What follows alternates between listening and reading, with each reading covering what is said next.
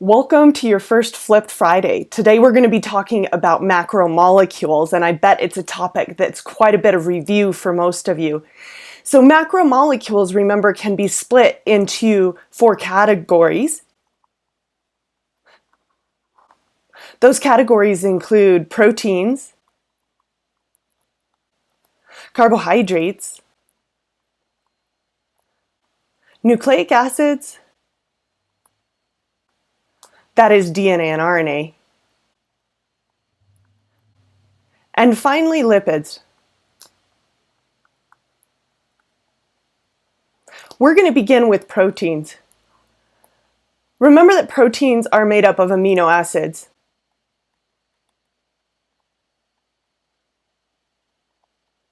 Every amino acid shares an amino group, a hydrogen, and a carboxyl group.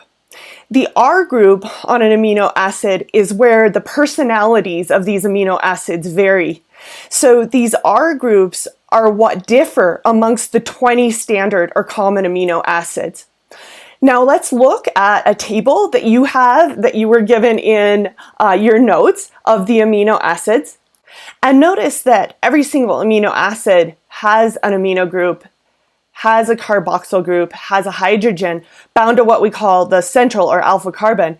But the R group on all of these amino acids differs. And it's the R group that gives the amino acid its personality. It's like all the friends that you have in your life. Each one of them has a unique personality. For example, some of them are extremely flexible, like glycine. It's got such a tiny R group, just a hydrogen, it can fit into all the small spaces. Some amino acids hate water. They can't stand being around water. A good example of this is isoleucine. Notice that its R group is filled with carbons bound to hydrogens or hydrocarbons like oil. They don't like to be around water. Now on the flip side, like dissolves like, right? So those amino acids that have an R group that looks like water, they're going to feel a lot better about being around water. So something like serine, man, it's a swimmer. It likes to be around water because notice that it has an OH group, and that OH group is going to feel pretty good about being around water. An oxygen bound to a hydrogen, oxygen with its partially negative charge, remember that it has a higher electronegativity, and the hydrogen with its partial positive charge, lower electronegativity, this is a polar bond. And absolutely, that looks just like water, doesn't it? Water has 2 polar bonds, making it an overall polar molecule with an overall dipole moment. And water, with its partial negative charge on the oxygen and its partial positive charge on the hydrogen, absolutely likes to get near a hydroxyl group in an R group of an amino acid, such as serine. But now guess what? Serine is not the most highly hydrophilic or water-loving amino acid that there is.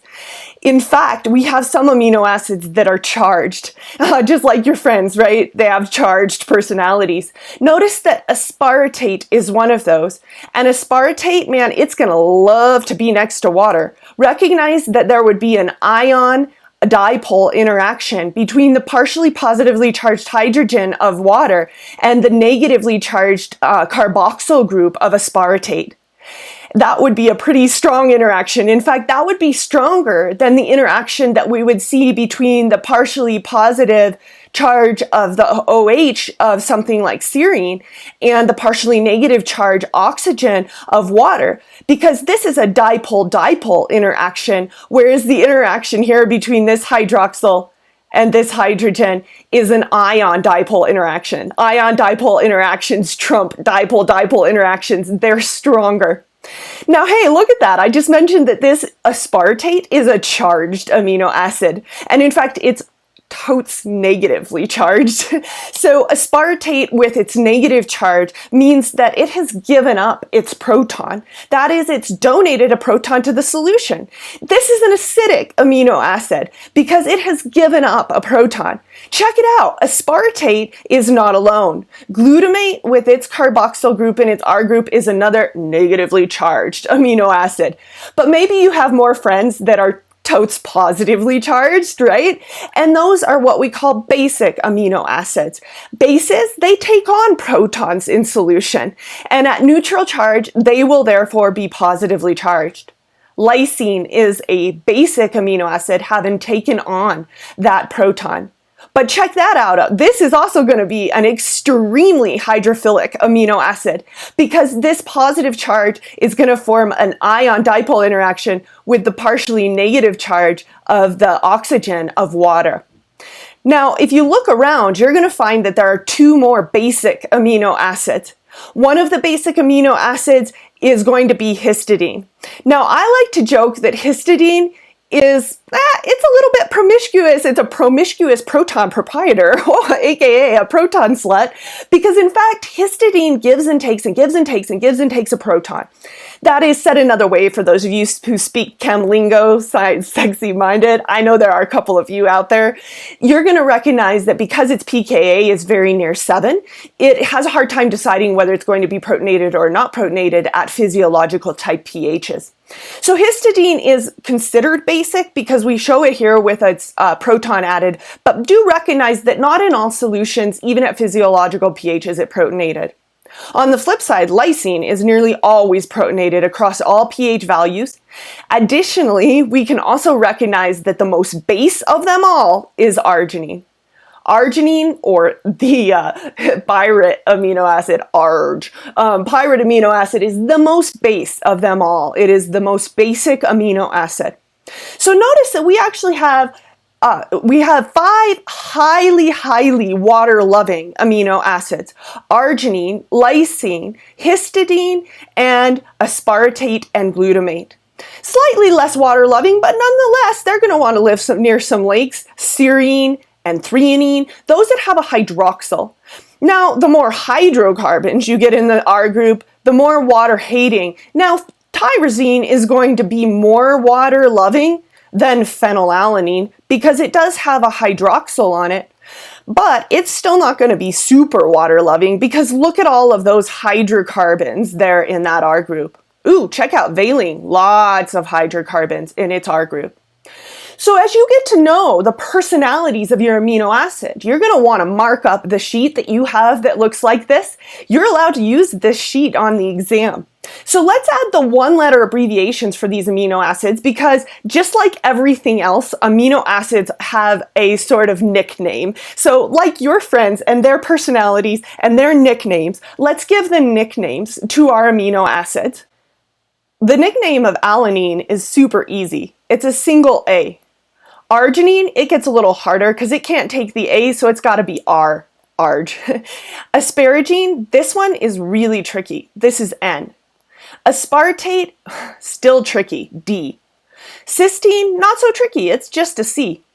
Glutamine is going to be real tricky, Q. Glutamate is E. Glycine, super simple, it's just a G. Histidine, H. Isoleucine, I. Leucine, L. But now lysine, K. Methionine is M. Phenylalanine is F. Prolene, P. Serine, S. Threonine, T. Tryptophan, wait a minute, W. Look, this amino acid has such a huge R group that you just might trip on it. Tyrosine, Y. And finally, valine, V. So if you look at this, 7 out of the 20 have kind of tricky nicknames. The others, their nicknames kind of make sense. I bet that's kind of true of your friends as well. Here's a 3D model of an amino acid. Central carbon, amino group, carboxyl group. One amino acid can bind to another amino acid to form what is called a dipeptide. And in a minute, that name is going to make a lot of sense. So in comes another amino acid. The carboxyl group of one will interact with the amino group of another.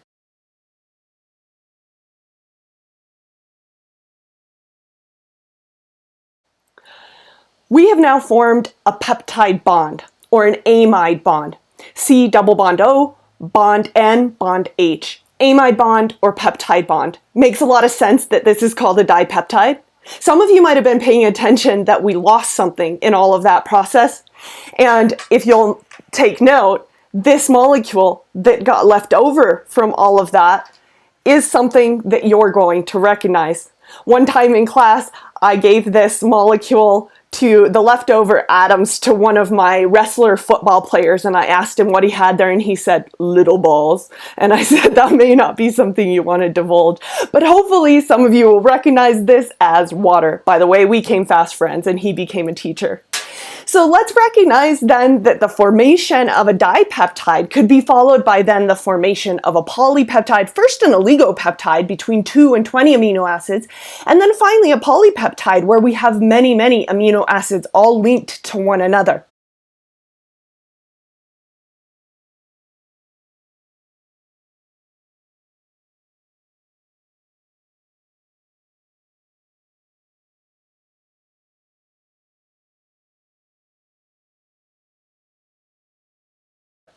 Now, if you use your imagination and you think that we can do just about anything with pipe cleaners and styrofoam toys, we could recognize this as being a polypeptide. So if this was one amino acid attached to the next, attached to the next, attached to the next, this is a chain, a long, long chain of amino acids, therefore called a polypeptide chain. Now, depending upon the personality of the amino acids in this polypeptide chain, they're going to fold in particular ways. So, for example, it might be that the amino acids here have a personality that causes them to form a helical structure, something like this. So this is called an alpha helix. An alpha helix is one form of secondary structure. So if the long linear sequence of amino acids is the primary structure, where you know, for example, that you have valine, isoleucine, phenylalanine, and methionine maybe at the beginning of this polypeptide chain, that is the primary sequence. The secondary sequence is the rolling up into something like an alpha helix. We also have something termed a beta sheet. So we can form something that is much more elongated like this, where there are turnaround points at each end. So there's a turnaround point here and a turnaround point here, and this is called a beta sheet, and the turnaround points are called beta turns. Now I wonder if you're thinking to yourselves, I wonder what's the personality of an amino acid that might be found at the turnaround point here, where it creates a kinkiness in the polypeptide chain. Well, that's one of my favorite amino acids. In fact, my second favorite after histidine, and that is proline. Proline is the kinkiest of them all. So bringing back our amino acid table, recognize that proline has a crazy looking R group. Check it out. Its R group goes from the central carbon, which you would expect, but then it wraps backwards around and binds again to the amino group.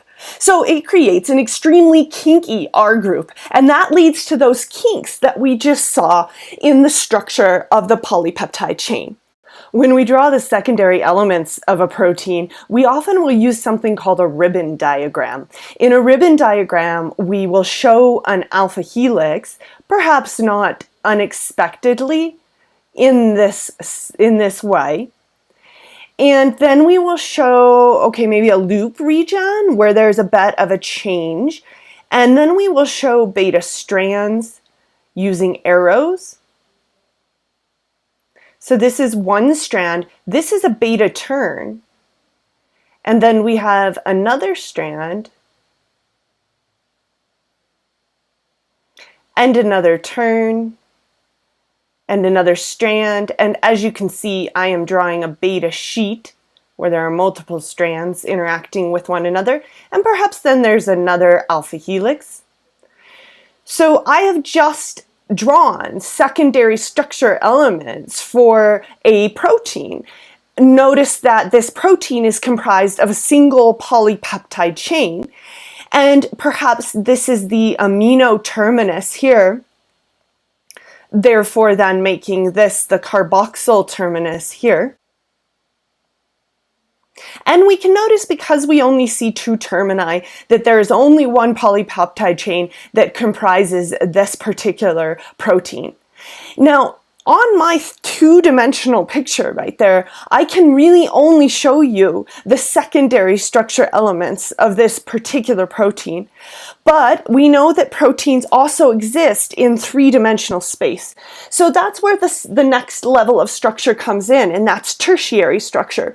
So if we were able to show the way in which this alpha helix orients with compared to that beta sheet, that is tertiary structure. The overall 3D shape of a protein is its tertiary structure.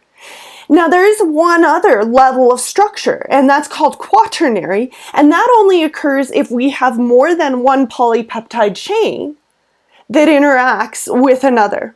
This particular protein now has quaternary structure.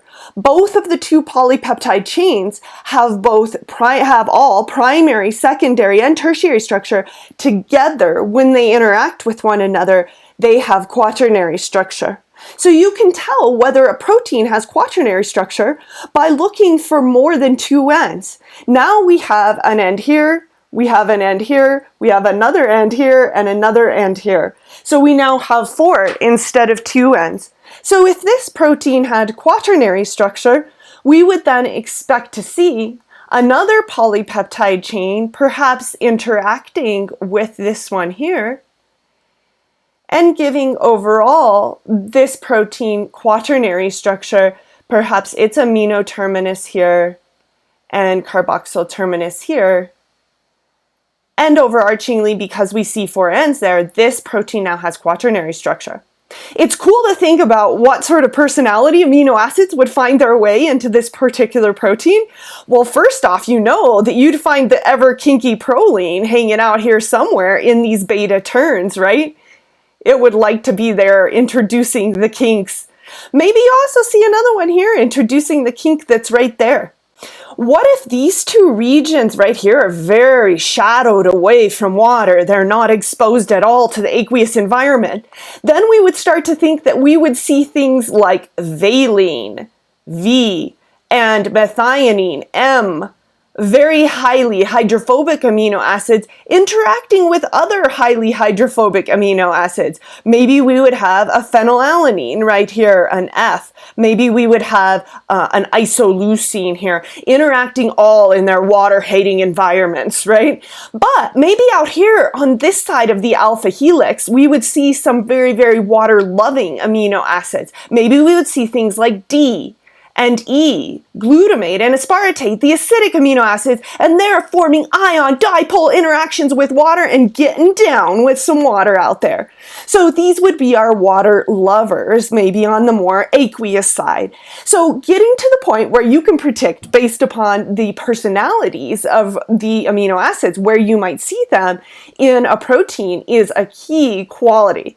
We're also, in our Friday Flip Day, going to be looking at a polypeptide chain where you're given only primary sequence. Maybe you're given D, E, K, L, V, and you have to think about what is the personality of this chain based upon the personalities of the amino acids. Hey, check it out. There's one acidic, one basic, ooh, and another acidic. So overarchingly, this is a more acidic than basic little tiny oligopeptide, isn't it? So we've got an overall -1 charge on it. In fact, because there's -1, -1, +1, and uncharged, uncharged, so overarchingly, this would be an acidic tiny little oligopeptide. Think that through.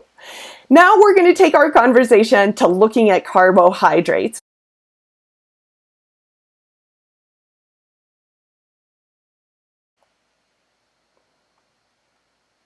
Carbohydrates are notorious molecules, and of course you know that they're going to be used as energy storage and a source of energy at any given time. And of course all of our athletes are totally seconding that. But also on a particular bacterium, they might be used as an outer coat to make some slippery little suckers. They can be used structurally. They can also be used as a recognition. So carbohydrates have a lot of different functions. One cool thing about them is that they always have an overall molecular formula where the carbon to hydrogen to oxygen ratio is always 1 to 2 to 1, so you can always really readily recognize them. And of course, our epically most favorite of these is glucose. Now, glucose typically tends to be drawn in its overall cyclic form, and this is probably how you tend to recognize glucose.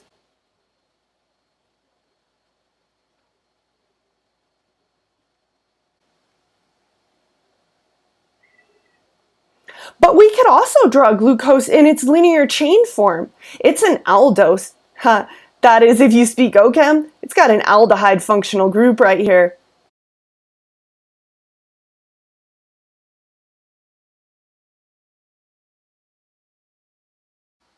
Check it out, there are 6 carbons in this linear chain, and we can pretty easily backtrack now to see that it's the oxygen on carbon number 5 that attacks the carbon. Hey, don't worry about it if you don't recognize this as nucleophilic attack. Maybe you haven't taken OChem yet.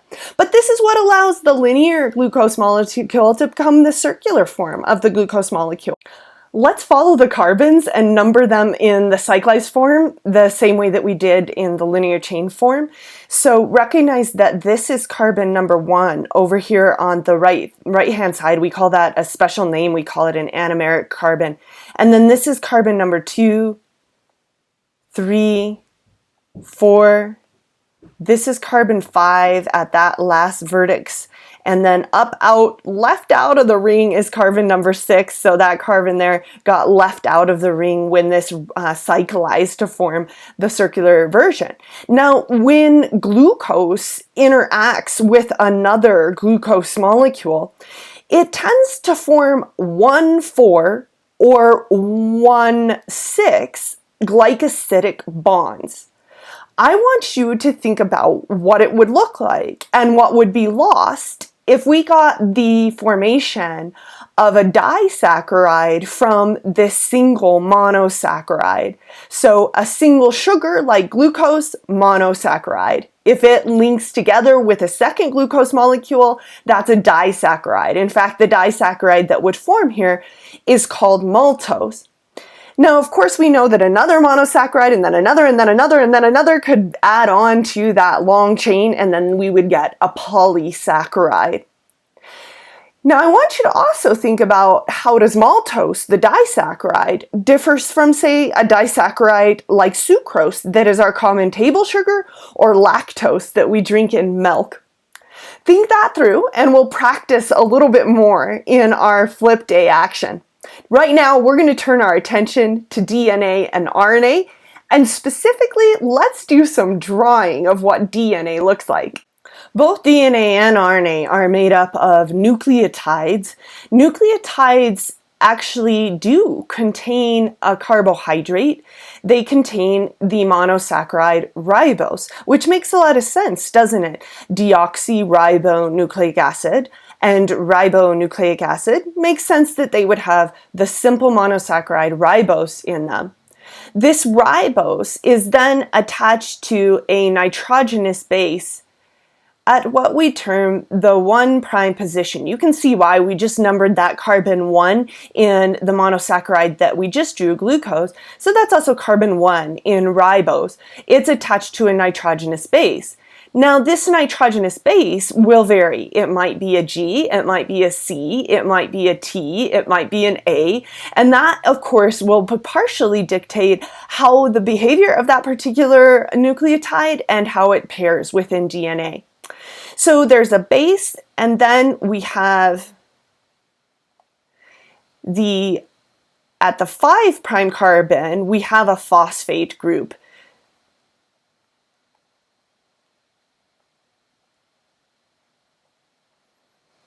So we have a base attached at the number 1 carbon. We have a phosphate group attached at the number 5 carbon. And then there's a hydroxyl group attached at the number 3 carbon.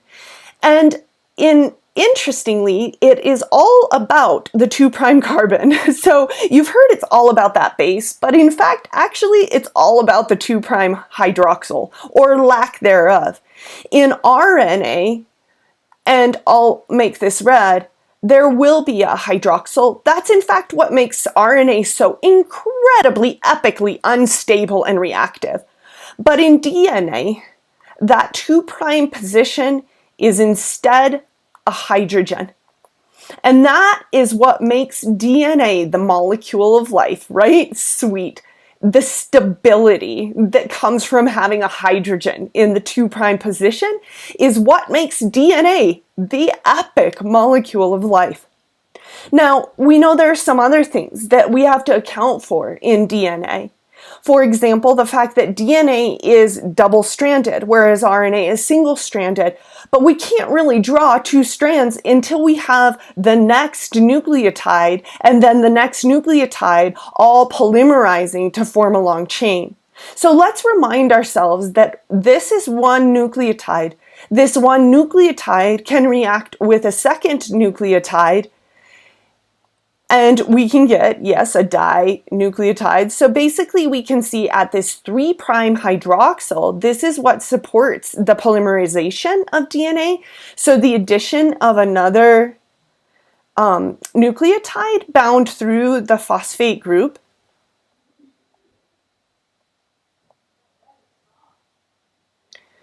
will link together one nucleotide to another.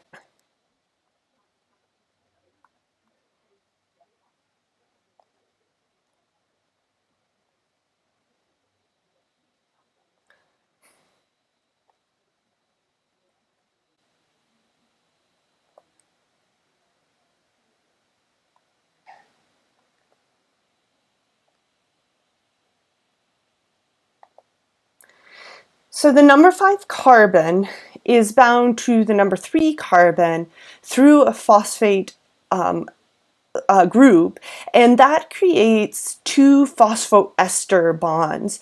So in fact, if you recognize this P double bond O bond O, P double bond O bond O, this is like an ester, C double bond O, only it's a phosphorus instead of a carbon. So this is a phosphodiester bond, and it binds the 3' carbon to the 5' carbon in what we call a 3' 5' phosphodiester bond. So it's a 3' 5' phosphodiester bond that links together nucleotides in DNA. Now, in order to allow us to better understand the double-stranded nature of DNA, we need to go ahead and erase just this generic term for base. And you'll notice I just left it off of the carbon down here so that we can make those into actual for real bases, maybe adenine and maybe guanine, the 2 purines. And we know that these are going to pair. Adenine will form 2 hydrogen bonds to thymine. Oh, hey, notice I just drew it upside down. That's because the other strand of DNA is anti-parallel to this strand. G will pair with cytosine or guanine with cytosine via 3 hydrogen bonds. And I suppose that one can be drawn the same way upside down or not. And so we will see this strand of DNA running anti-parallel with the other strand of DNA. Now the real challenge comes to see if I can possibly draw upside down. I'm going to give it a go. I'm feeling strong. So we would recognize that this was the number 1 carbon attached to the thymine there. And as you can see, our ribose is looking very much upside down as compared to how we drew the opposite one. And then of course that means that our 3' hydroxyl is going to be over here, and then our 5' phosphate will be here. So our linkage between the 2 nucleotides through that 3' 5' phosphodiester bond will be here. And then of course we have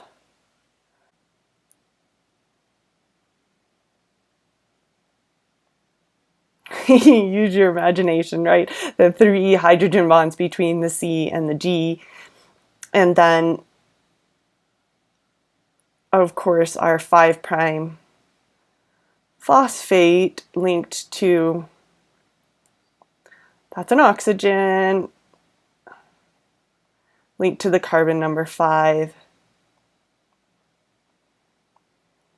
So we now see the antiparallel nature to all of this. Remember that this is the 5' phosphate over here, and this is the 3' hydroxyl. So this strand runs 5' to 3', but recognize here we have the 3' hydroxyl, and then down here the 5' phosphate. So this strand runs 3' to 5', anti-parallel to the original strand that we had drawn.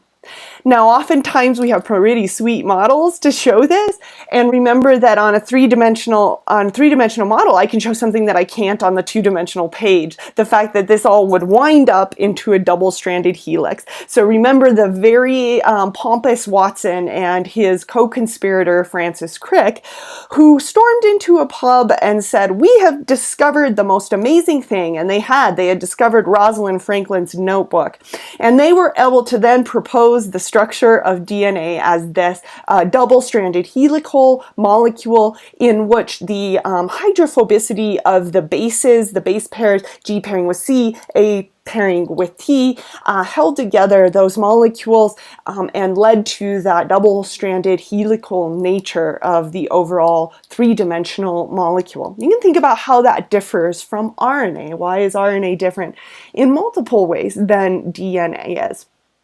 That being said, we're going to turn our attention just a little bit to lipids and look at some highlights.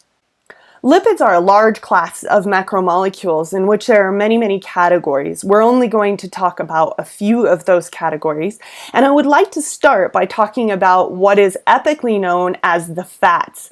Now, fats have a much more technical term, as you would have probably guessed. That is, they are triacyl glycerols, and that name says it all. A glycerol backbone with 3 long-chain fatty acids attached onto that glycerol backbone, so triacyl glycerol. And it looks like you all are going to get a visit from my cat Cal. This is Calliope or Cal.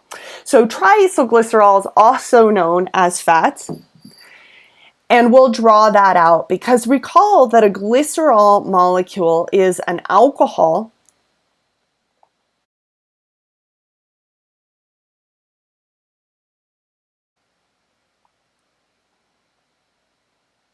You might be recognizing the ester linkages here.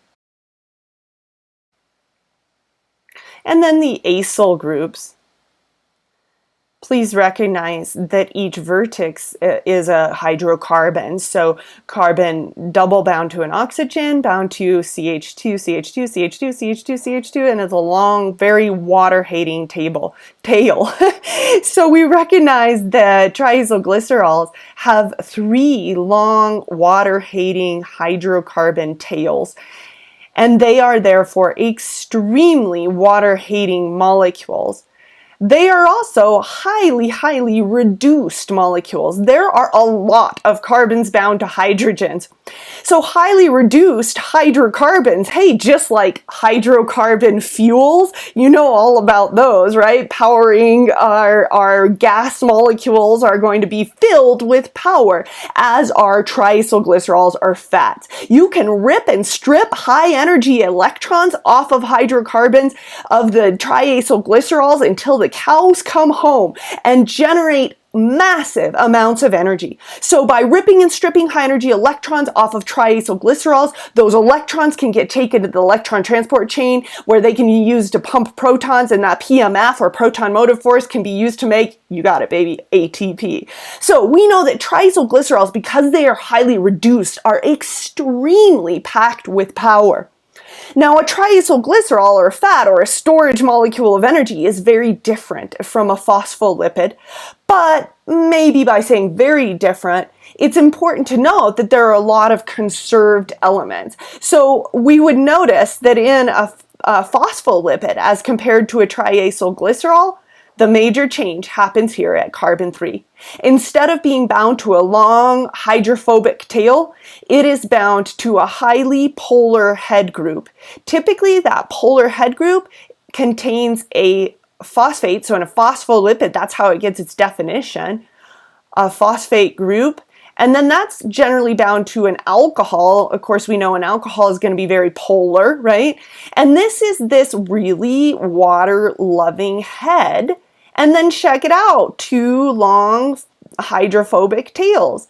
So the cartoon of how we draw a phospholipid starts to come into picture. A polar head with two long water-hating tails. And check this. This is a phospholipid bilayer where all those extremely water-hating tails, they cower away from one another to get away from each other and be together with their water-hating selves. And then they let the polar head groups stick out either into the aqueous exterior or the aqueous interior of a cell. You start to begin to get the picture of how a cellular membrane is formed. And I want you to go home and go to sleep and sleep on that and have sweet dreams of cytoplasmic membranes.